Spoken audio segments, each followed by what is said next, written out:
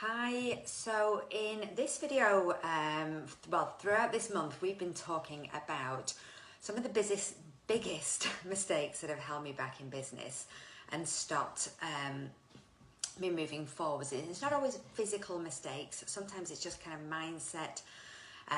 And today I wanted to talk about something that I never thought I would admit, and that is building in periods of rest and slowing down, because they are just as important as the periods where you're pushing and moving forwards. Now, like I said, I never thought I would utter those words, because as somebody who has always kind of pushed and built businesses, been a single mom and kind of just been busy all the time, I always thought that if you weren't doing, then you weren't being productive, and that periods of kind of rest and quiet were a waste of time, and you could be doing things and you could be achieving things.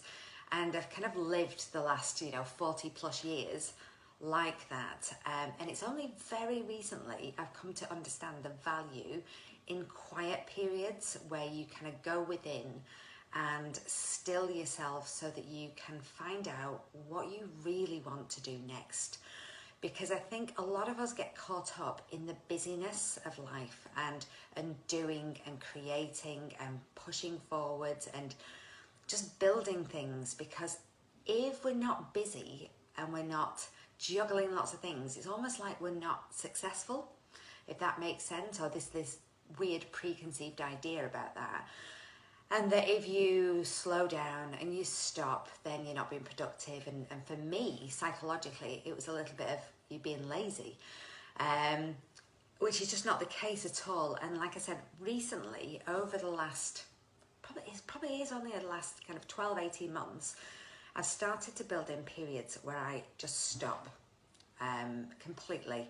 And if I've got a big project on that's kind of really stressing me out, I'll just walk away from it completely and give myself, 3 days, 5 days, 2 weeks, whatever period, to just say, I'm not even going to visit that because it's cluttering my mind up too much. I'm going to go away, give myself some space, go for a walk, a nice long hot bath, whatever it is that gives you that separation from what needs doing. And quite often, if you forget about all the things that are on your mind that you're trying to figure out and you're trying to problem solve, and you allow that space, then all of a sudden it's like magic. The best ideas and solutions come out of it. And it kind of blew me away when it first happened, and I thought, oh, that's just a coincidence, not doing that again. I just wasted too much time doing nothing. But then the next time, the next quiet period, the same thing happened again. And it's almost like we have to go very, very quiet sometimes to allow things to germinate, to allow new ideas to kind of spring up and form, but give them space and time to breathe and develop. Whereas if we are pushing all the time and doing and forcing the issue and trying to control it, then quite often we're kind of manipulating the outcome.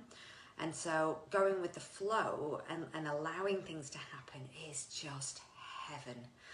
So yeah, that is a rather surprising revelation, and that pushing and striving, yes, has gotten me some fantastic success over the years, but also it's brought burnout, it's brought a lot of stress, it's brought time missed with my children, all those kind of things. Whereas actually, if I'd have stopped and slowed down for periods, then I actually think I would have still achieved the same thing, if not more, from allowing those quiet times to actually guide you and determine what the next steps are. So hopefully that's just planted a little seed. We're talking a lot about seeds and planting today, aren't we?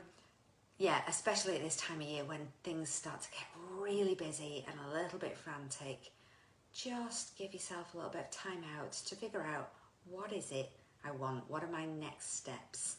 And not forcing the issue either. If the answers don't come to you straight away, that's fine. Forget all about it. You've lodged that thing there, you've put it out there to the universe, so just let it do its thing. And when the time's right, the answers come back to you. And that is just one of the most magical things I've discovered in business, that there are periods of busy, there are periods that we should really allow ourselves to go very, very quiet, almost, in fact, there's a guy who is in charge of a huge firm, a big American corporate firm. Can't remember what it is. It's quite a creative firm, and he gives all of his staff, I think it's 2 months off a year, where he insists that they just don't work, they go and do great things, they go surfing, they go on holiday, whatever it is, because he said that gives the biggest leap, the biggest increase in productivity and creativity and innovation in his company, rather than just giving the standard, 28 days holiday or whatever it is. So, and I've forgotten all about that actually, it just came back to me, but it is so important. I'm kind of waffling now, so I'm going to stop. But you get the gist. Building periods of quiet, of rest, so that you can allow brilliant ideas to come forwards. And yes, that is the end of this month's series on big mistakes and things that can hold you back in business without even realizing it. So if you have any kind of insights, comments, drop them down below, and I will see you very soon. Bye.